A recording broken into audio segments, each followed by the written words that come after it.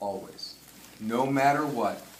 When it comes to sending something physical like a CD, if you don't ask, it'll get lost. Even if you do ask, generally it'll get lost, but especially if they're not waiting for it. Mm-hmm. And when it comes to MP3s, heaven help you if you send someone in the music business an MP3 without asking.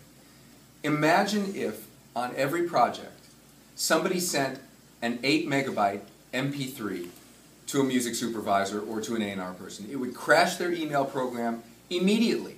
So if you're the unlucky person that's the 100th email that day with an MP3 in it, and it fills up their mailbox and they can't use their email program, they will hate you for it.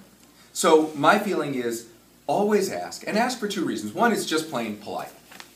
And second of all, they're expecting it. And if they're expecting it, then of course it's not a problem.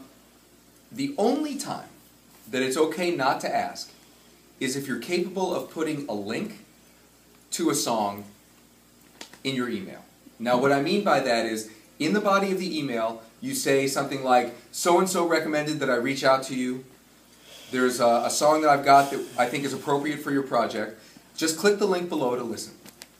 Okay, now, that doesn't weigh, so to speak, anything. Because all they do is click the link and it opens their browser and it plays the song.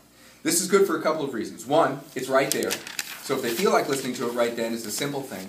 But more importantly, since they will almost without exception not listen to it right then, when you follow up 2 weeks later with that next email, you can copy the original email and they don't have to go rooting around in their inbox for an MP3 that you sent them, even if you ask permission.